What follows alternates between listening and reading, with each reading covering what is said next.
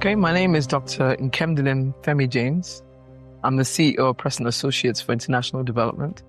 We do a lot of research, monitoring, evaluation, assessing impact of various programs in the development sector.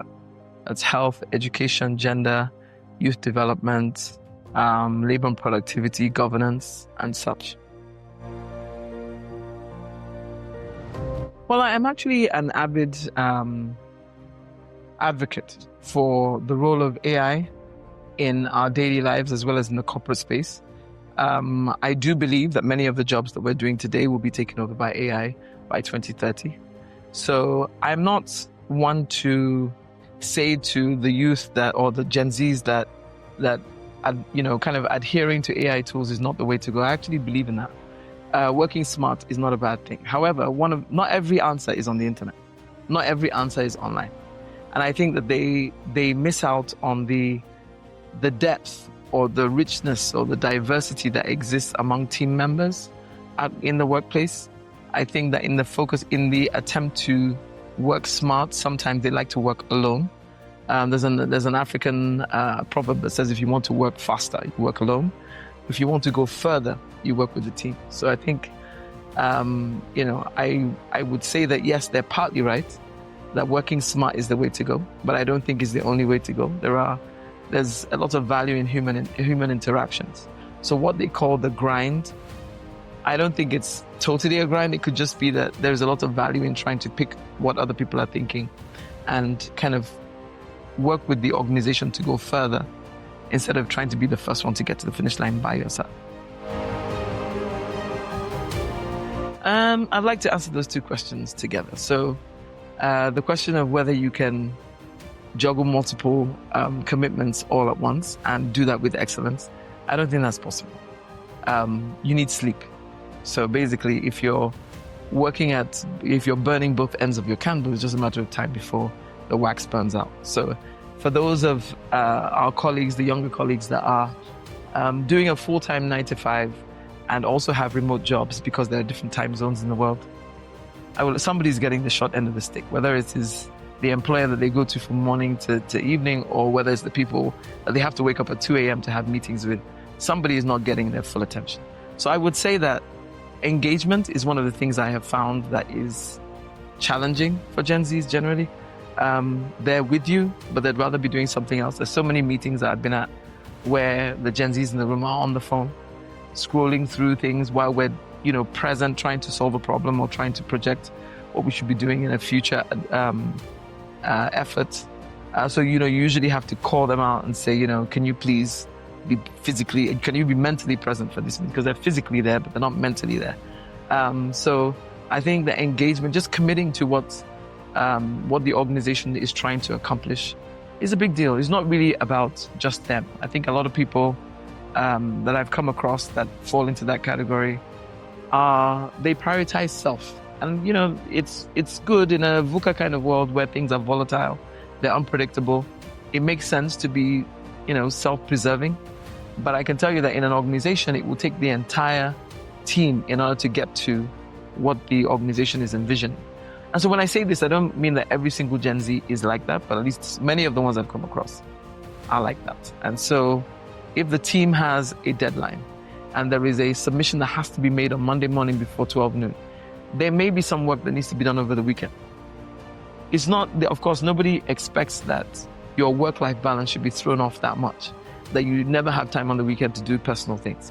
But there will be times when the team is counting on you to do your bit, to get them, to where they need to be by Monday morning.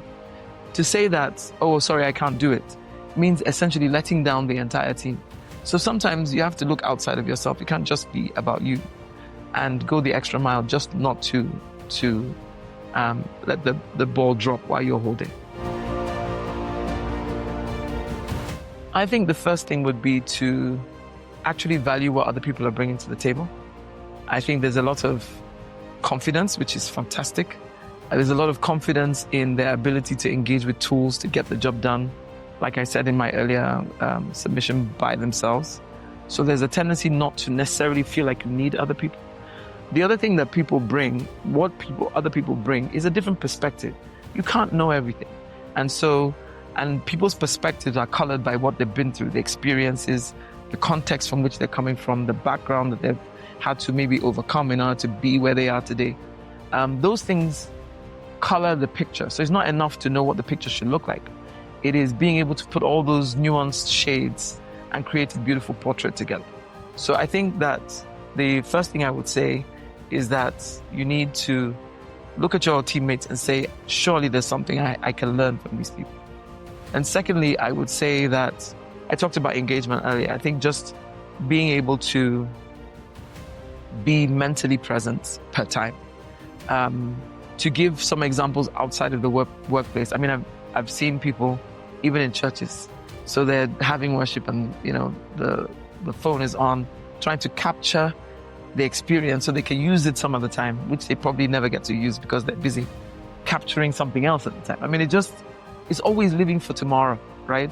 So today we need you in the room, in the office with us now to kind of solve a problem in real time as opposed to in some other, dispensation. So I would say, give us your real time presence mentally when you're expected to engage with the rest of your team. Okay, I would say that because I have a couple of Gen Zs in my own household, so I think that they bring a lot of independence to being able to handle tasks. So that is good in a sense that if you need people to think independently, they're definitely the people to go to. But obviously, if you need them to work together collaboratively, it may be a bit of a challenge. But I think definitely that the Gen Z generation is definitely not shying away from challenges. And I think the ability or willingness to seek problems has led to many of them becoming, developers and, things like that, where they're constantly coding for solutions, or they become advocates for, saving the world, saving trees, trying to, make a difference, really. So in that sense, I would say that they're great to have around in the sense that nothing is impossible. So that's something that I definitely would say is, working in their favor. Okay, so a meaningful career, I think, would be looking at those who have gone ahead of you, right? So what you don't want to do is to say that because you are doing this independently, fall into the same pitfalls that other people have fallen ahead of you. So the beauty of taking the time to not write off the older generation is to kind of pick their brain and add to what you know, add to what you're able to do. I think life is about enriching your experiences from what everybody else has gone through. You don't necessarily have to go through everything. The challenges of the future definitely would need context. They would need historical perspective. So I would definitely advise that they look for mentors. That's something I didn't think I could do when I was growing up. In fact, it wasn't trending then to have mentors. But now, having a mentor is definitely something that I think the millennials get that. I think a lot of millennials have mentors. Gen Zs don't necessarily have mentors. They don't need mentors. Or so they think they don't need mentors. But I think that generally, if they can also embrace this thing about looking at those who have gone ahead of them in whatever role they're in, it enables them to get to the, to surpass their problems or any challenges that come their way a lot faster. And they can add additional context to what they're learning. Okay, I think what embracing the process does for you is build resilience, right? The ability to bounce back from a setback. If you are always looking for the shortest cut to something, that process is shortened, and your ability to weather storms, particularly now. I mean, there's so many things that are going on, whether it's wars, trading wars, physical wars. You have a lot of violence going on, religious wars. I mean, there's a lot going on. And so if you don't submit yourself to the process, you don't learn to cope. So coping mechanisms are huge. I think that is what enables people to kind of weather things and get to a ripe old age of whatever. It is said that the Gen Z generation is actually the unhappiest generation that we've had so far. I know that there's CDC has said that the highest the top cause of death among Gen Zs is gun violence, either the shooting of another person or being the victim of gun violence. The other thing that they've found in several studies is that Gen Zs happen to have the highest number of symptoms from depression, anxiety, and hopelessness. And so clearly, success can't be one-dimensional. Success cannot just be about money and having a nice car and having a nice house. There are other things that are built into success, such as contentment and just enjoying the simplicity of life and having joy, having peace. All those things are worth more than money. And I think when people get to actually realize that they're a lot older and they've allowed a lot of opportunity to kind of slip through their fingers. So I think that, just realizing, if I just could quickly give a story. When I was growing up, I had friends that when we finished our secondary school, wanted to go to America so badly to do their university. And they took SAT and took SAT and took SAT. They took SAT, like some took it 4 times, 5 times. And they were so hung up on this going to America. The rest of us went to university here. When we finished university, then we went abroad. We went abroad, did masters, some did PhDs, and we started working in the UK and the US. And many of our friends that were still stuck on going to the US for university were still not in university. They were still trying to justify all the years that had passed, that had been lost. And so, but the funny thing is that if they had just spent that extra year, whether it was in upper 6 or lower 6 or whatever, then, or had just had a quiet year where they were just studying to go to university in Nigeria, life would not have ended. And I think just having that perspective, life does not end when there's a setback. Not having a car this year does not mean that you're not going to have a car next year. And somehow you'll find that even if you're sad and you're sulking and all of that, somehow that 1 year will still come and pass and you wouldn't have died. And somehow you find a way to cope. So I'm just saying that, success is not one-dimensional. Learn to put value on other things that they may not be tangible, but they actually lead to a more fulfilled and content life. So things are distinctly different now. Drastically different. The universities are not what they used to be. Education in general in Nigeria is not what it used to be. It's grossly underfunded. So I would say that anybody aspiring to go to another country, it's a worthy aspiration. I don't think anybody would say that you shouldn't try to go. But I would always say, broaden your options in the sense that there are other ways to become successful in the world today. When I was going to school, you had to have a degree. Now that's not the case. What people are looking for are skills. A lot of people that have degrees that don't have skills, and they're not really employable. It's where after you've employed them, you realize they have no skills. So you're better off looking at the resources that are out there and trying to keep adding to enriching your set of skills, whether they are creative skills, analytical skills, whatever kind of skills. But as you're waiting for that opportunity, don't just let your life just filter away. You can actually spend that time engaging in various ways to just make yourself a better person, a more enriched person, a deeper person that has more to offer as time goes along. So I'm kind of torn between, because I would like to say that I have a millennial mindset, even though I think I'm a Gen Xer or something.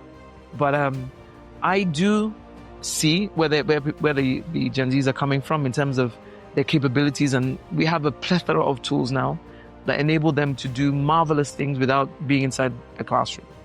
And so I've heard it said many times that education is a scam, generally, that, spending money on a college education is not the best thing that you could be doing with your money right now. I still do think that a college education, that is a university education, is still worth the effort. I don't believe that all of us need to be professionals, so to speak. So you don't have to be licensed to be an architect or an engineer, or it doesn't always end with having a license to do something. There are many things you could go to university to do. And I think there are many, to prove my point, there are many doctors that are now doing other things. I haven't practiced medicine in ages, and I'm doing research that I love doing. We're moving more into data management now, and that has very little to do with clinical care. And so I would say to those who are insisting that you must do one thing or the other, look at my skill set, look at the giftings that I have, right? So if you take a child that is into music, I have a son that all he does is compose music, right? And he's very good at it. So it'd be a travesty for me to say, shut down the music, go and become, I don't know, one very unrelated thing that he doesn't like, just because I think the market is better for those that have read a certain thing. I think gone are the days when even the market has changed. The market doesn't even look for people with monolithic knowledge. It's people with knowledge here, but a little bit of this on the side, a little bit of that on the side. So I think the more skills you have and the broader your base of knowledge, the more marketable you become. So I think just looking at examples of people that have left those professions that they're pushing and have gone into other things is a good argument to bring to those who are pushing that.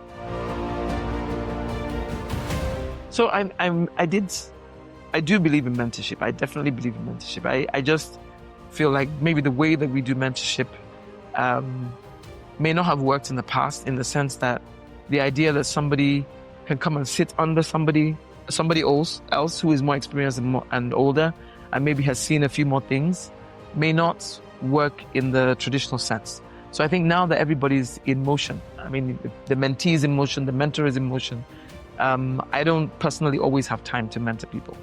I tend to mentor in the moment. So it could be that I'm in the middle of something and I see that there's somebody who has a hunger to know to kind of understand further what I'm doing. I think what drives me is really the quest for knowledge or the curiosity of the person that's listening. If you mentor those who have just, I can't count the number of times people have come to me, oh, Ma, I've been planning to stop you and ask you this.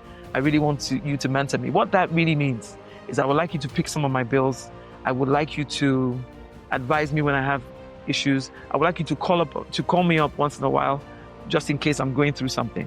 I do not have the time for that. And I know many mentors that are successful in their jobs and in their careers don't have time for that. So I would say that mentorship is definitely the way to go. I think we just have to be creative about how we do it. So the such that is beneficial to the mentee as well as to the mentor. But I do believe that Gen Zs have a lot to learn from those that have gone ahead of them. It doesn't mean they should throw away their own capabilities and strengths and all of that. It's just to complement. So just to add to what you already know, the contextual background that you may not have, the experiential depth that people that have gone ahead of you have and are bringing to the game. You want to just be able to collect all of that and become a really rounded performer. So yes, I believe that Hesed definitely has the right approach in mind.